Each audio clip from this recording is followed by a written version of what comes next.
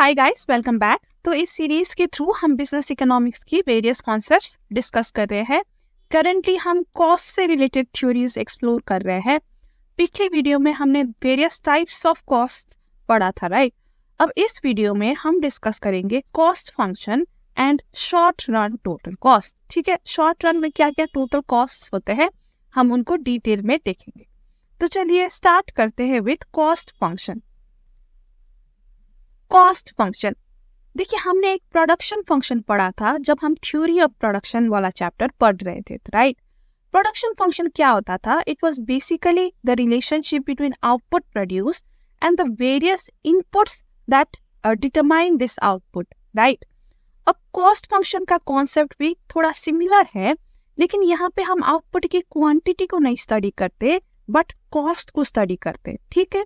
तो cost function is basically the relationship between cost of output या cost of production and the various factors, ठीक है, that determine this cost।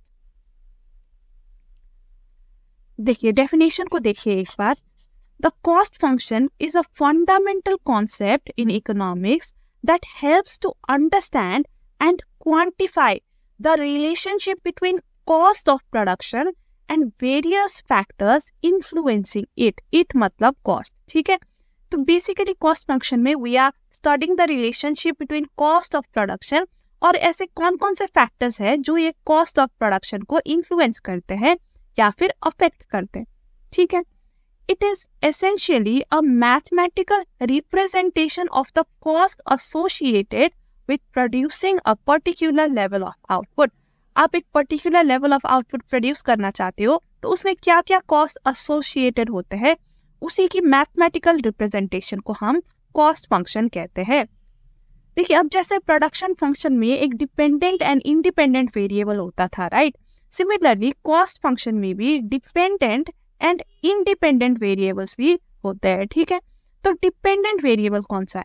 देखिए in a cost function the dependent variable is the cost itself, ठीक है। जो output की cost है या प्रोडक्शन की कॉस्ट है वो आपकी डिपेंडेंट वेरिएबल है, which can either be represented as unit cost और total cost incurred in production, ठीक है। तो आप यूनिट कॉस्ट को भी स्टडी कर सकते हो या फिर टोटल कॉस्ट को, ऑल टुगेदर जो टोटल कॉस्ट है उसको भी स्टडी कर सकते हो। तो ये आपका डिपेंडेंट वेरिएबल हो गया। तो इंडिपेंडेंट वेरिएबल क्या है? देखिए independent variable are the factors that affect the cost of production, ठीक है। तो क्या क्या फैक्टर्स अफेक्ट करते हैं? देखिए they include first the price of factors of production, ठीक है। जैसे कि फैक्टर्स ऑफ प्रोडक्शन जैसे कि आपके देखिए inputs such as labour, raw materials, machinery etcetera, ठीक है। तो इनके प्राइसेस क्या है करेंटली, सो वो डिटरमाइन करता है आपका कॉस्ट, राइट। फिर आउटपुट लेवल भी आपका कॉस्ट डिटरमाइन करता है, द क्वांटिटी ऑफ गुड्स और सर्विसेज प्रोड्यूस, ठीक है। जैसे कि अगर आप कम गुड्स प्रोड्यूस कर रहे हो तो आपका कॉस्ट कम होगा नेचुरली, राइट। और अगर आप ज्यादा गुड्स एंड सर्विस प्रोड्यूस करोगे तो नेचुरली आपका कॉस्ट भी ज्यादा होगा। So output level also determines cost and then there are other phenomenon that determine cost, जैसे कि टेक्नोलॉजिकल एडवांसमेंट, ठीक है। अगर आप एडवांस टेक्नोलॉजी यूज कर रहे हो तो मे बी आप ज्यादा एफिशिएंटली प्रोड्यूस कर पाओगे, सो मे बी आपकी यूनिट कॉस्ट कम होगी, राइट। फिर आप अपने फिक्स्ड जो रिसोर्सेज है वो कैसे यूटिलाइज कर रहे हो, so that also determines your cost. Similarly efficiency and time frame, ये सारे चीजें आपके कॉस्ट को डिटरमाइन करते हैं। सो ये बेसिकली डिटर्मिनेंट्स ऑफ कॉस्ट है, राइट। ये आपके इंडिपेंडेंट वेरिएबल है एंड ये सारे वेरिएबल्स में डिपेंड करता है आपका टोटल कॉस्ट। सो इसलिए cost is the dependent variable. Understood? Now there are still some more points in the cost function, देख लेते हैं। चलिए, the cost function expresses how cost very concerning the level of output produce. देखिए तो main purpose cost function पढ़ने का ना यही है कि when you very the level of output, अगर आप अपना लेवल ऑफ आउटपुट चेंज करते हो तो आपके कॉस्ट कैसे वेरी करते हैं, ठीक है। उसको स्टडी करने के लिए मेनली कॉस्ट फंक्शन यूज होता है। As output changes cost change accordingly, ठीक है। The cost function is derived from production function. देखिए अब हमने कहा था कि लेवल ऑफ आउटपुट में बेस्ड होता है कॉस्ट, राइट। और लेवल ऑफ आउटपुट हम कैसे चेक करते हैं, हम कैसे स्टडी करते हैं, we study it through production function, right. आपका आउटपुट और इनपुट का रिलेशनशिप तो प्रोडक्शन फंक्शन देता है, ठीक है। आप अगर what quantity of input you use will determine the level of your output, right? So you can say कि जो प्रोडक्शन फंक्शन है ना, first we have to study the production function, and जब हमने प्रोडक्शन फंक्शन को study कर लिया then we study the cost function. So cost function is basically derived from production function, क्योंकि कॉस्ट स्टडी करने के लिए भी देखो आपको लेवल ऑफ आउटपुट पता होनी पहले जरूरी होती है, तभी तो फिर हम कॉस्ट अंदाजा लगा पाएंगे, है ना। It is also influenced by the market supply and prices of inputs necessary for production, ठीक है। तो प्रोडक्शन फंक्शन तो स्टडी होता ही होता है कॉस्ट फंक्शन में, लेकिन there are other things that also influence cost function, जैसे कि मार्केट में सप्लाई की क्या पोजीशन है, राइट, इनपुट्स की प्राइसेस क्या है, ठीक है। ये सारी चीज भी आपके कॉस्ट फंक्शन को अफेक्ट करती है। अब देखिए, जैसे हमने प्रोडक्शन फंक्शन को short term and long term में स्टडी किया था, सिमिलरली हम कॉस्ट फंक्शन को भी short run and long run में स्टडी कर सकते हैं, ठीक है। तो जैसे कि आपको पता ही है, शॉर्ट रन वो पीरियड है जहाँ पे एटलीस्ट एक जो आपकी इनपुट है वो फिक्स रहती है, राइट, उसको हम शॉर्ट पीरियड कहते हैं। तो शॉर्ट पीरियड में कॉस्ट कैसे बिहेव करेगा, ठीक है। और लॉन्ग पीरियड जहाँ पे सारे वेरिएबल होते हैं, ठीक है, जहाँ पे सारे इनपुट्स वेरिएबल होते हैं, तो वहाँ पे कॉस्ट कैसे बिहेव करेगा, ये हम स्टडी करेंगे short run and long run cost functions में। देखिए, आज हम शॉर्ट रन से स्टार्ट करेंगे और हम शॉर्ट रन में what type of cost are there in short run, वो आज हम स्टडी करेंगे, ठीक है। हम शॉर्ट रन टोटल कॉस्ट आज स्टडी करेंगे एंड अगले वीडियो में हम short run average cost study करेंगे। Now these functions are often represented visually using cost curves like average cost curve, marginal cost curve, etc. The shape of these curves depend on the underlying cost function. देखिए, जब पहले हम production की theory पढ़ते थे, right, फिर हम schedule बनाते थे और फिर हम कर्व भी हमने बना के देखा था। मार्जिनल प्रोडक्ट का कर्व हो गया या एवरेज प्रोडक्ट का कर्व, टोटल प्रोडक्ट का कर्व, इनका रिलेशनशिप, राइट, ये सब हमने स्टडी किया था। तो कॉस्ट में भी सिमिलरली हम स्टडी करेंगे, ठीक है। तो चलिए, आज हम जो शॉर्ट रन टोटल कॉस्ट है ना, उससे हम स्टार्ट करते हैं। So short run total cost, देखिए शॉर्ट रन में क्या क्या कॉस्ट आते हैं उसका एक लिस्ट यहाँ पे मैंने बना दिया है। बेसिकली ये ओवरव्यू है कि आज हम पढ़ने क्या क्या वाले हैं, ठीक है। तो शॉर्ट रन में आपको पता है कि एक इनपुट तो फिक्स्ड होता है, so there will be a completely fixed cost, ठीक है। फिर कंप्लीटली वेरिएबल कॉस्ट भी यहाँ पे होते हैं, देन सेमी वेरिएबल कॉस्ट होते हैं, ठीक है। And there is another type of variable cost जिसको हम स्टेयर शेप्ड वेरिएबल कॉस्ट कहते हैं। And when we understand the various fixed and variable cost, फिर हम टोटल कॉस्ट कर्व को स्टडी करेंगे कि टोटल कॉस्ट कर्व दिखता कैसे है एंड ये कैसे बिहेव करता है। Okay, done. तो चलिए स्टार्ट करते हैं with completely fixed cost. Now before we move on, I would like to announce कि हमने CA फाउंडेशन पेपर 4 के लिए ऑनलाइन मॉक टेस्ट लॉन्च किया है। अभी हमारे पास 2 सेट्स ऑफ मॉक टेस्ट है containing 100 questions each. Questions challenging है, आपको करने में मजा आएगा और ये आपकी जो अंडरस्टैंडिंग है उसकी अच्छी टेस्ट हो जाएगी। तुरंत ये एग्जाम सॉल्व करने के बाद, टेस्ट सॉल्व करने के बाद आपको अपना स्कोर भी दिख जाएगा, ठीक है। और स्कोर में नेगेटिव स्कोर भी शामिल है, तो आपको ये पता चल जाएगा कि करंट मेरी प्रिपरेशन लेवल से मैं एग्जाम में कितना स्कोर ले आ पाऊंगा, ठीक है। बिल्कुल एग्जाम फॉर्मेट पे हमने ये टेस्ट बनाया हुआ है और सबसे अच्छी बात, आप ये घर बैठे बैठे अपने फोन में या लैपटॉप में इजीली अटेम्प्ट कर सकते हो, ठीक है। हमने इसमें टाइमर भी डाला हुआ है, आपको 2 घंटे में टेस्ट सॉल्व करनी होगी। लेकिन अगर आपको टेस्ट देते वक्त कुछ दिक्कत हो गई, ठीक है, कहीं जाना पड़ा, तो आप टाइमर को पॉज भी कर सकते हो और लॉग आउट कर सकते हो। दोबारा जब आप लॉग इन करोगे तो जहां से आपने स्टॉप किया था ना, वहीं से आप दोबारा शुरू हो जाएगा। तो देखिए, हमने टाइमर इसलिए लगाया है कि 2 घंटे में सॉल्व करने की भी आपको प्रैक्टिस होनी चाहिए, राइट, क्योंकि एग्जाम में तो आपके पास लिमिटेड टाइम होती है। तो हम चाहते हैं कि ये मॉक टेस्ट के थ्रू आपकी अच्छी प्रैक्टिस हो जाए एग्जाम के लिए, ठीक है। जो भी आपके डाउट्स थे वो भी क्लियर हो जाए। हर क्वेश्चन के नीचे ना हम डिटेल्ड एक्सप्लेनेशन दिया है और वो एक्सप्लेनेशन आपको देखने को मिलेगा once you complete the test. आप एक बार अपना स्कोर चेक करो and then you can revisit your test again. फिर आपने कहाँ कहाँ पे गलती किया है आपको दिख जाएगा और आप हर क्वेश्चन का जो एक्सप्लेनेशन है वो पढ़ सकते हैं और आपको बहुत ही क्लैरिटी मिलेगी कॉन्सेप्ट में। और ये अवेलेबल है at only a nominal fee of ₹100। तो आई होप आप इसका फायदा उठाओगे। बहुत सारे स्टूडेंट्स उठा चुके हैं, तो आप भी पीछे ना रहिए, यही मैं सजेस्ट करती हूँ। टेस्ट का जो लिंक है वो आपको डिस्क्रिप्शन में मिल जाएगा, ठीक है। डिस्क्रिप्शन में हमारा टेलीग्राम चैनल का भी लिंक है, आप टेलीग्राम चैनल भी हमारा ज्वाइन कर सकते हैं। आपको टेस्ट से रिलेटेड कोई दिक्कत हो या जनरली भी आपको ये पेपर 4 से रिलेटेड कोई दिक्कत हो, सीए फाउंडेशन से रिलेटेड कोई दिक्कत हो, तो टेलीग्राम चैनल में भी आप हमको रीच आउट कर सकते हैं। Okay, so let's move on now. Okay, completely fixed cost. देखिए, फिक्स्ड कॉस्ट तो आपको पता ही है कि ये वो कॉस्ट है जो आउटपुट के साथ चेंज नहीं होती, राइट। ये हमेशा फिक्स्ड रहते हैं, कांस्टेंट रहते हैं, चाहे आप कितना भी आउटपुट प्रोड्यूस करो या ना भी प्रोड्यूस करो, still you have to incur fixed cost. देखिए, fixed cost are expenses that remain constant regardless of the level of output. Even if a firm reduces its output or temporarily shuts down, these costs persist.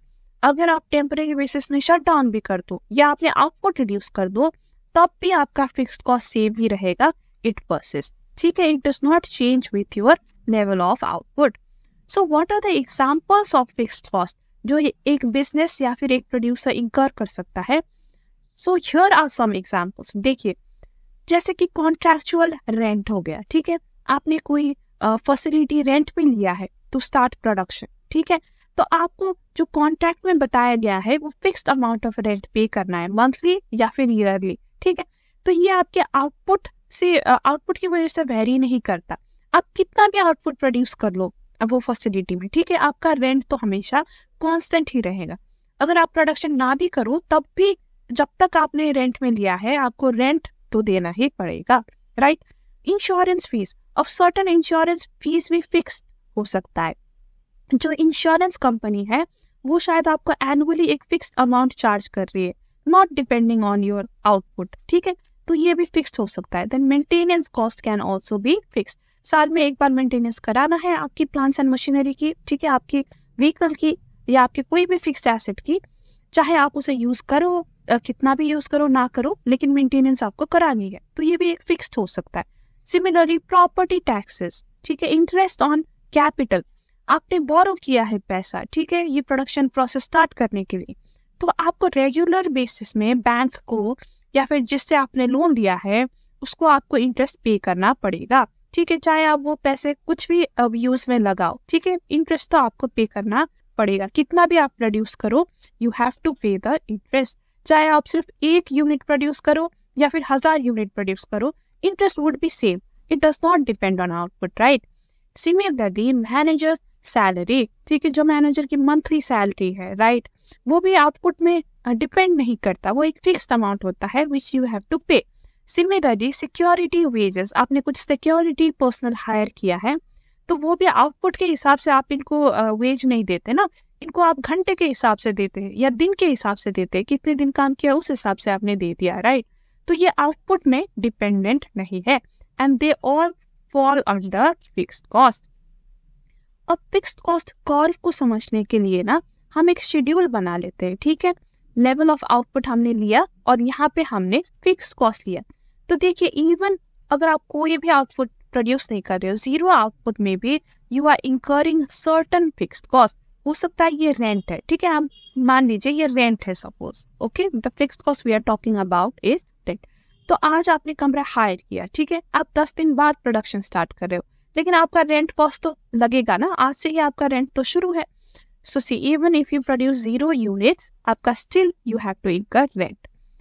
अब आपने 100 units produce किया, still your rent is same, आपका rent change थोड़ा ना होगा output से, right.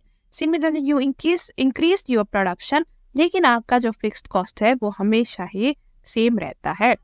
अब इसी शेड्यूल को अगर हम एक कर्व में प्रेजेंट करें, so it would look something like this. देखिए, कंप्लीटली फिक्स्ड कॉस्ट, जो आपकी टोटल फिक्स्ड कॉस्ट है ना, it is a horizontal straight line that is parallel to your X axis, ठीक है। सपोज इसको हम 10,000 ही मान लेते हैं, ठीक है, दिस पॉइंट इज 10,000। तो देखिए अगर आप 0 यूनिट्स भी प्रोड्यूस करते हो ना, still your cost is 10,000, right. अब मान लीजिए आपने 100 यूनिट्स प्रोड्यूस किया, still your cost would be 10,000 only. 200 भी प्रोड्यूस किया, still it is 10,000 only. So that is why जो आपकी टोटल फिक्स्ड कॉस्ट है ना, it would be a straight horizontal line, ठीक है, which is parallel to your X axis. Done, समझ लिया। Okay, now let's talk about completely variable cost. देखिए आपको मालूम है कि वेरिएबल कॉस्ट वो कॉस्ट है जो आउटपुट के साथ वेरी करता है, right. It changes with the changes in output. Variable costs, on the other hand, are those costs which change with changes in output.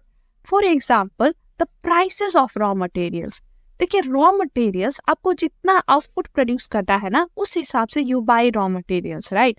अगर आपको ज्यादा आउटपुट प्रोड्यूस करना है तो you will buy more raw materials and you will incur more cost.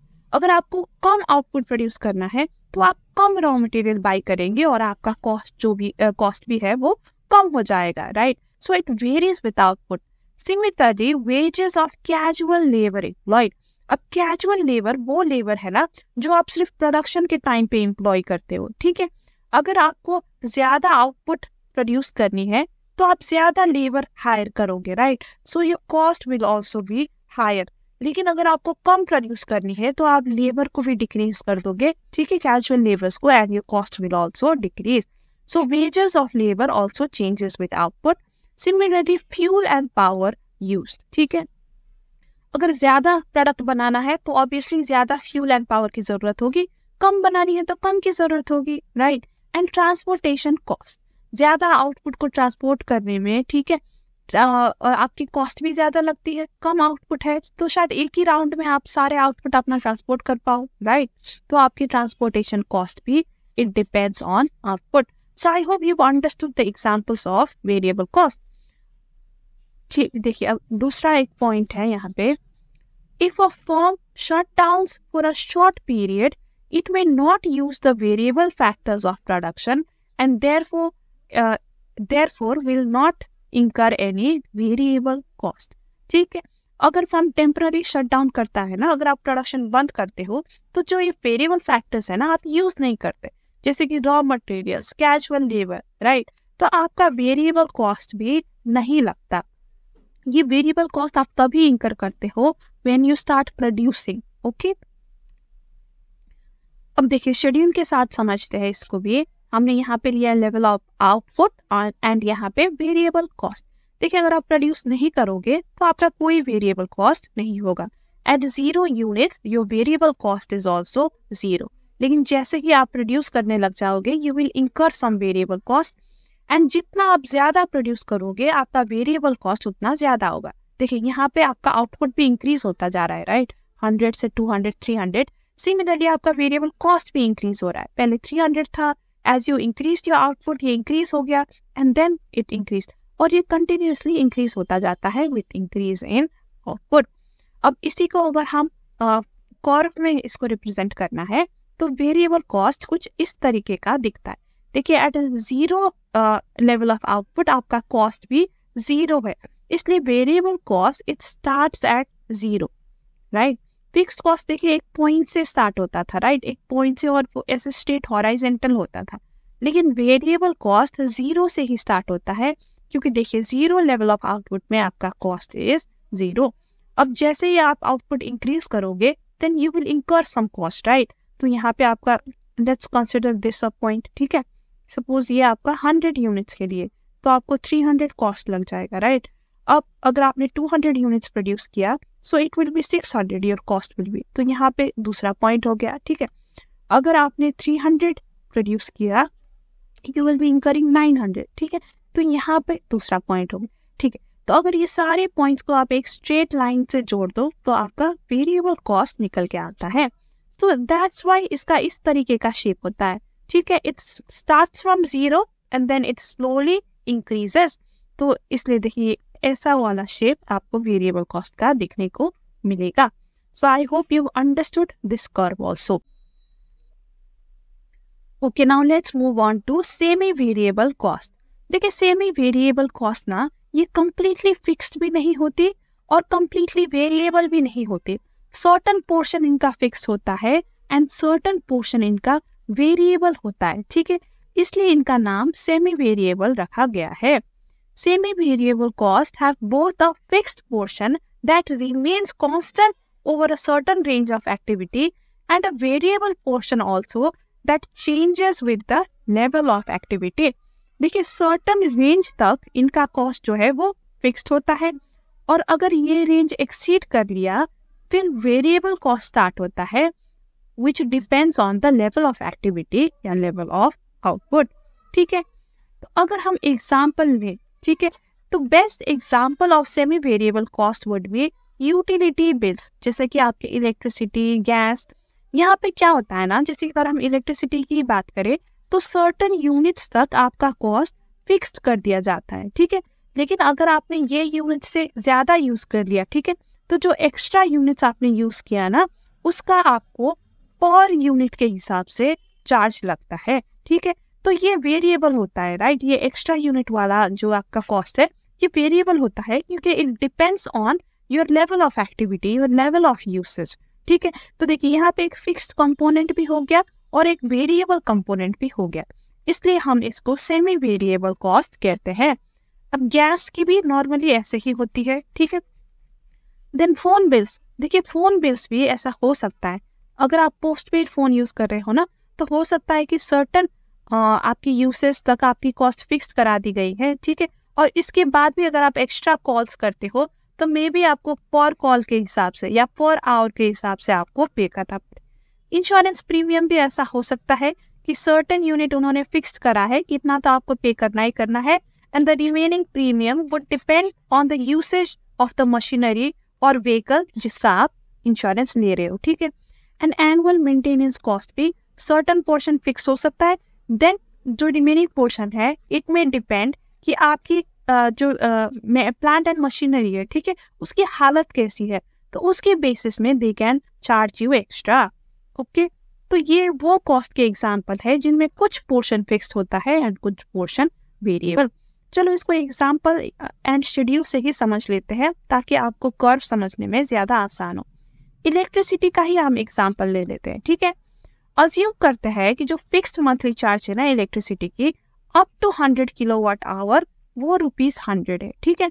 तो 100 kilowatt hour तक आप कितने भी घंटे चला लो, 0 to 100 किलोवाट आवर, ठीक है।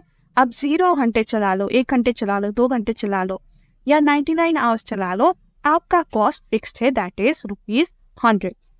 लेकिन अगर आपने 100 से ज्यादा, ठीक है, 100 किलोवाट आवर से ज्यादा यूज किया ना, फिर आपका पर यूनिट चार्ज जो है वो ₹1 पर यूनिट आपका एडिशनल लग जाएगा, ठीक है। तो विद दिस एग्जांपल एक शेड्यूल बना के हम देख लेते हैं। चलिए हमने यहाँ पे यूसेज ले लिया, फिक्स्ड को और वेरिएबल को हमने अलग अलग कर लिया एंड हम टोटल सेमी वेरिएबल कॉस्ट यहाँ पे निकाल, ठीक है। 0 से 100 तक तो हमें पता है कि आपको एक फिक्स्ड कॉस्ट देनी है ₹100, राइट। तो यहाँ पे आपका कोई वेरिएबल कॉस्ट नहीं होगा, बस फिक्स्ड कॉस्ट ही होगा और यही आपका टोटल सेमी वेरिएबल कॉस्ट भी बन जाएगा, ठीक। टोटल सेमी वेरिएबल कॉस्ट आपका क्या है, फिक्स्ड कॉस्ट जो आपका फिक्स्ड पार्ट है प्लस यू वेरिएबल पार्ट, उसका सम है टोटल सेमी वेरिएबल कॉस्ट, ठीक है। अब देखिए, अब सेकंड केस में यू यूज्ड 101 यूनिट्स, ठीक है। तो 100 यूनिट्स तक तो आपको ₹100 फिक्स्ड पे करना था, वो तो है ही। अब जो ये 1 यूनिट एक्स्ट्रा पे किया है ना, इसका आपको ₹1 एक्स्ट्रा पे करना पड़ गया क्योंकि ₹1 पर किलोवाट आवर है ना आपका चार्ज, राइट। तो 1 एक्स्ट्रा यूनिट आपने यूज किया तो आपको ₹1 एक्स्ट्रा पे करना पड़ा and your total semi variable cost would B 101। अब थर्ड केस में देखिए आपने 50 यूनिट्स एक्स्ट्रा यूज किया, राइट। तो अप टू 100 यूनिट्स ₹100 ये फिक्स हो ही गया, और जो 50 यूनिट्स एक्स्ट्रा यूज किया उसका आपको ₹50 देना पड़ गया, ये वेरिएबल कॉस्ट है, right. And total semi variable would be 150। Similarly यहाँ पे आपने 70 यूनिट्स एक्स्ट्रा पे किया तो ₹70 would be your variable cost and total semi variable cost would B 170। अब आप एक चीज देखो, जो आपका टोटल सेमी वेरिएबल कॉस्ट है ना, it always starts with your fixed portion, ठीक है। ₹100 से ये स्टार्ट होता है क्योंकि अगर आप 0 यूनिट्स भी यूज करो आपको ₹100 तो देना ही देना है, ठीक है। तो it starts with the fixed portion और जैसे ही आप अगर यूनिट्स वो रेंज से अगर आप ज्यादा यूनिट्स यूज करने लग जाते हो तो आपका वेरिएबल कॉस्ट ऐड होता है and your total semi variable cost also starts increasing. ठीक है, तो इसी को हम एक बार कर्व में देख लेते हैं कि how would the curve of total semi variable cost look like. तो देखिए cost total semi variable cost कुछ इस तरह से दिखता है। तो ये जो टोटल कॉस्ट यहाँ पे लिखा गया है this is actually your total semi variable cost. Okay, तो देखिए यहाँ पे एक फिक्स्ड कॉस्ट का पार्ट है जो हॉराइजॉन्टल रहता है। ठीक है, ये ₹100 है। ओके, तो ये तो हमेशा फिक्स्ड है, so it is a horizontal line parallel to X axis. अब देखिए हमारा जो टोटल सेमी वेरिएबल कॉस्ट है वो भी 100 से ही स्टार्ट हो रहा है। ठीक है, और जैसे ही आप आउटपुट इंक्रीज कर रहे हो तो ये भी आपका जो वेरिएबल पोर्शन है वो इंक्रीज हो रहा है। That's why your total semi variable cost is also increasing. Done, so you understood this curve also I hope. ठीक है, ये स्टार्ट होता है फिक्स्ड कॉस्ट से। ठीक है, और जैसे अगर आप वो रेंज से फिर बाहर आप यूज करने लग गए या आउटपुट प्रोड्यूस करने लग गए फिर आपका ये स्लोली इंक्रीज होने लग जाता है। जितना आप ज्यादा आउटपुट इंक्रीज करोगे ये भी उतना ज्यादा इंक्रीज होता रहेगा। Now another very interesting type of variable cost is the stair-shaped variable cost। देखिए इसको हम stair-shaped क्यों कहते हैं, क्योंकि यहाँ पे क्या होता है ना कि जो कॉस्ट है आपके वो सर्टन टाइम तक फिक्स्ड रहता है। ठीक है, देन सडनली इंक्रीज हो जाता है। देन ये जो इंक्रीज कॉस्ट है ये अगेन सर्टन टाइम तक फिक्स्ड रहता है, फिर सडनली अगेन इंक्रीज हो जाता है, फिर अगेन सर्टन टाइम तक फिक्स्ड रहता है, फिर सडनली इंक्रीज, फिर फिक्स्ड, तो ये चलता रहता है। ठीक है, तो आप यहाँ पे देख सकते हो ये स्टेयर का शेप ले रहा है, राइट। तो इसलिए इसको हम स्टेयर शेप्ड वेरिएबल कॉस्ट कहते हैं। ओके, देखिए there are some cost which may increase in a stair shape fashion, that is they remain fixed over a certain range of output but suddenly jump to a new higher level when output goes beyond a given limit। देखिए semi variable cost में क्या होता था कि initially certain range तक वो fix रहता था, देन वो इंक्रीज करता था with the level of output, right. फिर वो कंटिन्यूअसली इंक्रीज करता था, ये वेरिएबल पोर्शन उसका शुरू हो जाता था। लेकिन स्टेयर शेप में क्या होता है कि वो फिक्स रहता है देन सडनली इंक्रीज करता है, लेकिन ये इंक्रीज कॉस्ट ये अगेन फिक्स्ड रहता है सर्टेन टाइम तक। ठीक है, तो इन दोनों में ये फर्क है कि सेमी वेरिएबल में ना जब इंक्रीज करने लग जाता है तो ये कंटिन्यूअसली इंक्रीज करता है, लेकिन यहाँ पे ऐसा नहीं होता। स्टेयर शेप में ये इंक्रीज करता है लेकिन स्टिल फिर ये सर्टेन टाइम तक फिक्स्ड हो जाता है, फिर सडनली इंक्रीज होता है, फिर सर्टेन टाइम तक फिक्स्ड रहता है। ओके, देखिए example, cost incurred towards salary of foreman will have a sudden jump if another foreman is appointed when the output crosses a particular limit। देखिए ये एग्जाम्पल समझने के लिए ना हमने यहाँ पे assumption भी लिया हुआ है। देखिए सपोज मान लीजिए फोरमैन एक्चुअली वो लोग हैं जो आपकी गुड्स की इंस्पेक्शन करते हैं। ठीक है, अब मान लीजिए कि एक जो फोरमैन है वो 100 यूनिट्स तक का इंस्पेक्शन कर सकता है। ठीक है, तो अगर आप 0 से 100 यूनिट्स प्रोड्यूस करोगे तो आपको एक ही फोरमैन चाहिए होता है, राइट। और मान लीजिए कि उनका जो कॉस्ट है वो ₹500 है। अब देन अज्यूम कि आपने 100 यूनिट से ज्यादा प्रोड्यूस कर दिया। ठीक है, 100 से 200 यूनिट्स आप प्रोड्यूस कर रहे हो, तो इसमें अब आपको दूसरा फोरमैन भी चाहिए होता है, क्योंकि जो पहला फोरमैन है वो सिर्फ 100 यूनिट्स तक चेक कर सकता है। अब 100 से जो भी एडिशनल हो वो ये सेकेंड फोरमैन को चेक करना पड़ेगा। ठीक है, उसे इंस्पेक्ट करना पड़ेगा। तो अब 2 फोरमैन आपने ले लिए तो 500 + 500 500 + 500 आपका ₹1000 कॉस्ट लग जाएगा। ठीक है, अब 100 से जो 200 यूनिट्स के बीच में आप कितना भी प्रोड्यूस करे हो आपका जो कॉस्ट है ना वो 1000 ही लगेगा, क्योंकि 2 फोरमैन आपने अपॉइंट कर लिया है। ठीक है, अब अगर आप 200 से भी ज्यादा प्रोड्यूस कर रहे हो, ठीक है, तो अब आपको तीसरा फोरमैन चाहिए होगा, क्योंकि ये जो सेकंड फोरमैन है ये भी 100 यूनिट्स कर सकता है। ठीक है, तो पहले ने 100 कर लिया, सेकंड ने 100 कर लिया, 200 तो आपका हो गया। अब 200 से बियॉन्ड जितना भी प्रोड्यूस करोगे वो थर्ड फोरमैन चेक करेगा, और ये थर्ड फोरमैन को भी आपको 500 रुपए देना है। ठीक है, ये तो फिक्स्ड है ही, तो अगेन जो आपका कॉस्ट है ना वो 1500 हो जाएगा। तो इस तरीके से इट वर्क्स। अब इसको आप शेड्यूल में देखो, फिर आपको पता चलेगा कि क्यों ये फिक्स रहता है एंड सडनली जंप करता है। देखिए आपने 0 यूनिट्स प्रोड्यूस किया, स्टिल आपका कॉस्ट लगता है क्योंकि आपके पास एक फॉरमैन ऑलरेडी है, ठीक है, तो उसका 500 तो आपको देना ही है, चाहे वो चेक करे ना करे। तो 0 में भी आपका 500 फिक्स्ड है। देन आपने 50 प्रोड्यूस किया तो अगेन 500, क्योंकि वही फॉरमैन चेक करेगा, राइट, तो उसका कॉस्ट, उसका जो सैलरी है वो फिक्स्ड है। 100 यूनिट तक आपका 500 ही लगेगा क्योंकि ये एक ही फॉरमैन चेक कर सकता है।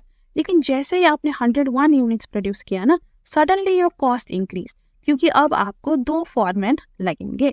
अब 100 से 200 तक आप कितना भी यूनिट प्रोड्यूस करो, देखिए 150 करो, 200 करो, ठीक है, आपका कॉस्ट अगेन ये फिक्स हो जाता है। तो आप यहाँ पे पैटर्न समझिए, 500 था, राइट, सडनली 1000 हुआ, देन सर्टन टाइम तक अगेन इट रिमेन्ड 1000, राइट। अब सडनली जब आपने 201 कर दिया, it again suddenly increase to 1500, and जब तक आप 200 के रेंज में ही प्रोड्यूस करोगे अगेन ये 1500 ही होता रहेगा।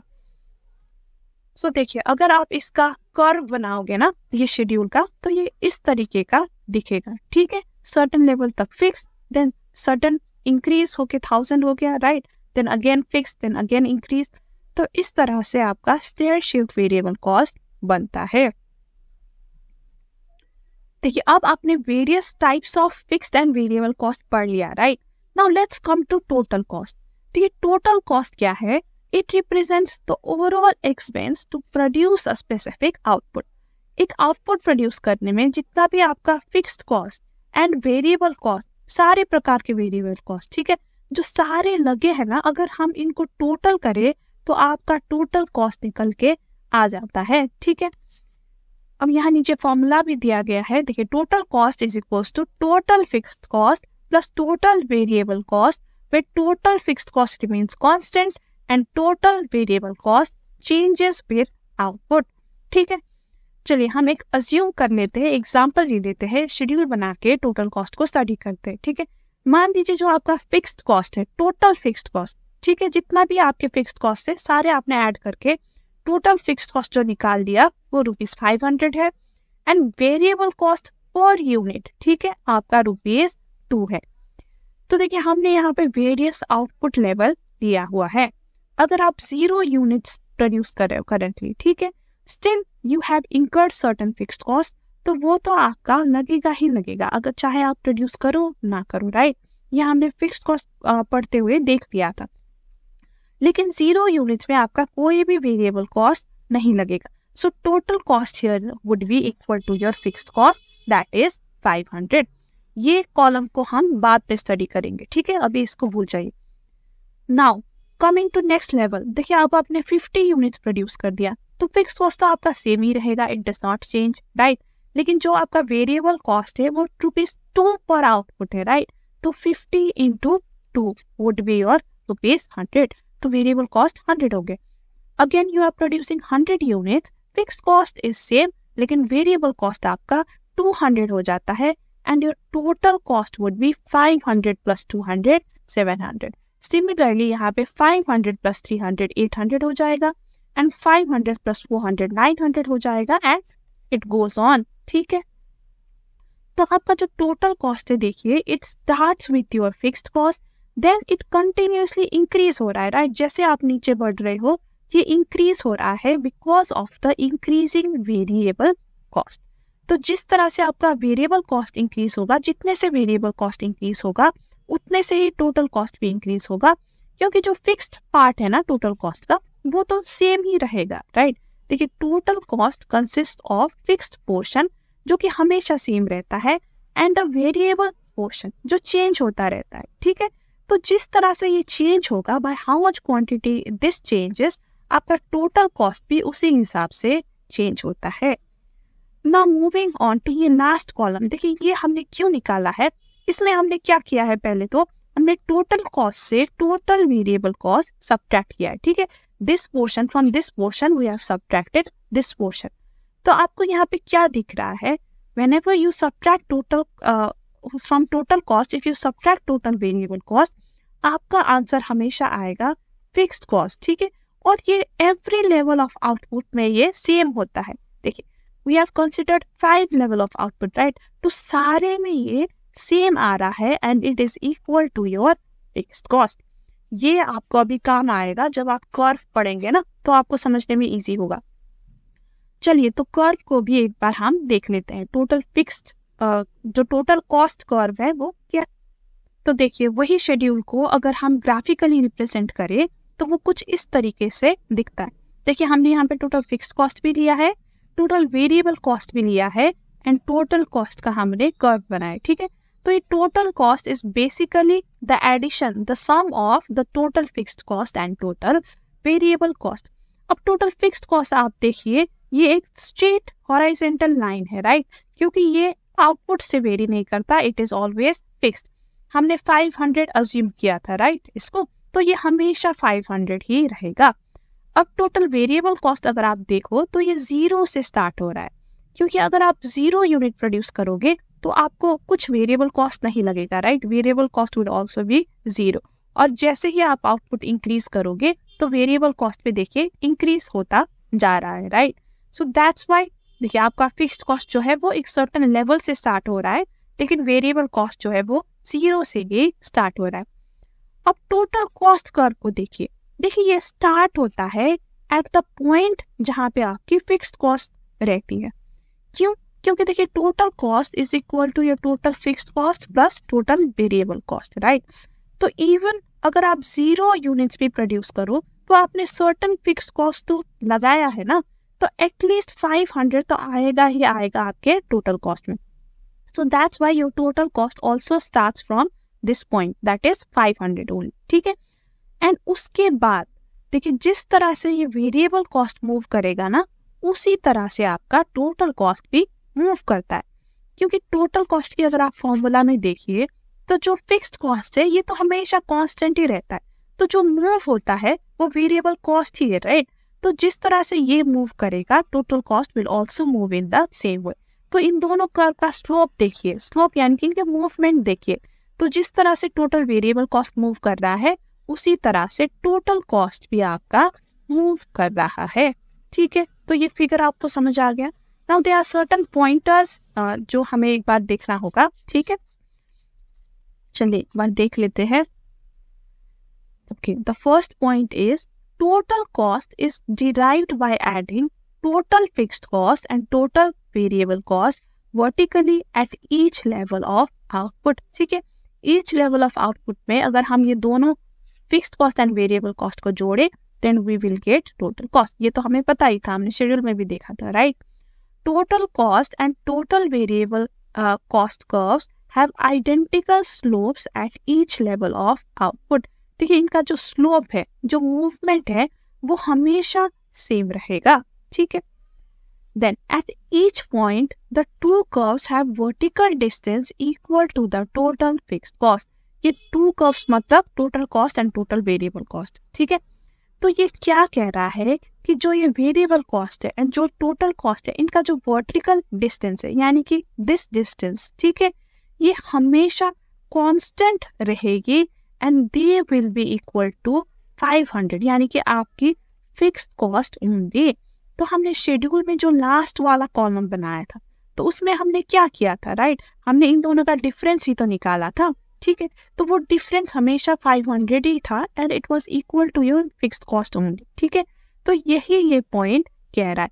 आप कोई भी आउटपुट लेवल पे ले लो, इन दोनों का जो डिफरेंस है, ठीक है, डिफरेंस या फिर आप डिस्टेंस कह सकते हो, कर्व में तो डिस्टेंस होगा, राइट? तो इन दोनों का जो डिस्टेंस है वो हमेशा सेम रहता है and it is equal to your fixed cost. Done. Now last point says that position of total cost represents the fixed cost and the slope mirrors the variable cost. देखिए इसका जो position है total cost का, ठीक है, इसका starting point क्या है, ठीक है? इसका जो स्टार्टिंग पॉइंट है it represents your fixed cost, ठीक है? तो ये जो पोजीशन है ना, ये फिक्स्ड कॉस्ट रिप्रेजेंट कर रहा है एंड देन जैसे ये मूव कर रहा है, ये स्लोप जो है ये it mimics the total variable cost curve. Done, understood?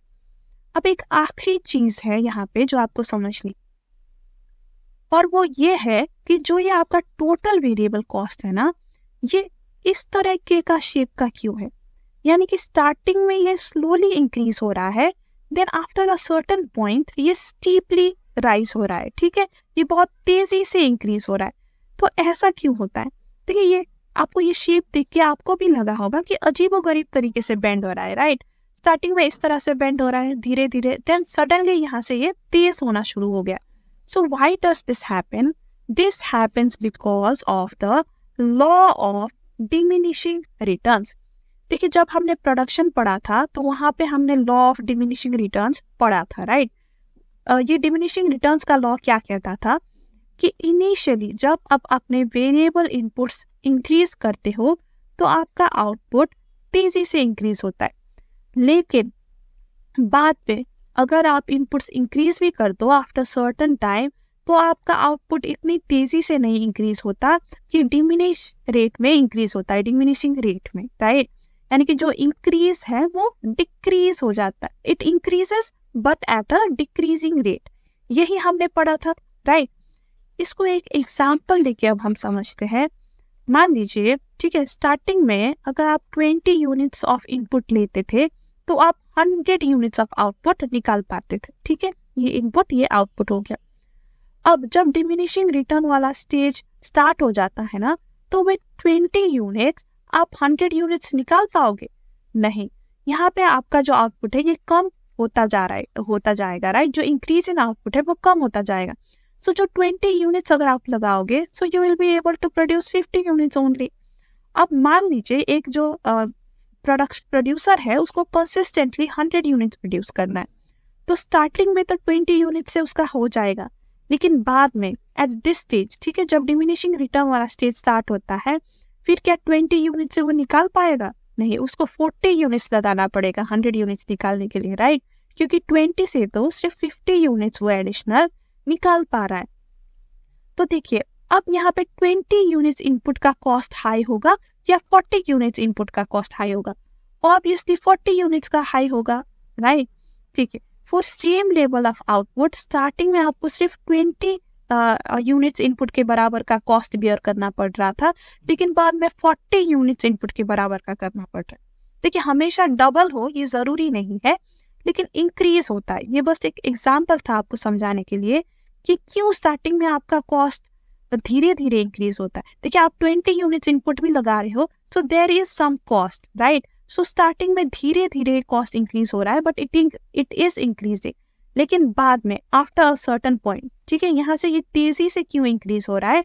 क्योंकि अब अगर आपको आउटपुट इंक्रीज करनी है तो आपको बहुत ज्यादा इनपुट लगानी पड़ेगी, ठीक है। 20 पहले लगा रहे थे तो 40 लगानी पड़ रही है, सो your cost will start rising steeply. तो इसलिए यहाँ पे आपको स्टीप राइज देखने को मिल रहा है, ठीक है। तो थ्योरी में भी यही लिखा है। देखिए as output increases more variable units inputs are needed causing the variable cost to initially increase at a decreasing rate, ठीक है, and then increases more rapidly due to diminishing returns। Initially ये decreasing rate में increase हो रहा होता है cost, ठीक है, थोड़ा थोड़ा ही आपका cost लग रहा होता है, लेकिन बाद में because of diminishing returns आपका cost तेज हो जाता है। Done? Understood? So I think with this we've come to the end of this video। सो आपका जो शॉर्ट रन टोटल कॉस्ट का कॉन्सेप्ट है वो यहीं पे खत्म हो जाता है, ठीक है। अगले वीडियो में हम पढ़ेंगे शॉर्ट रन एवरेज कॉस्ट की कॉन्सेप्ट, ठीक है। एवरेज कॉस्ट को हम देखेंगे और इसकी कर्व को भी हम समझेंगे। तो आप चैनल को जरूर सब्सक्राइब करिएगा ताकि आप नेक्स्ट वीडियो हमारे मिस ना कर पाए। तो मिलते हैं आपसे अगली वीडियो में, तब तक के लिए bye bye and take care.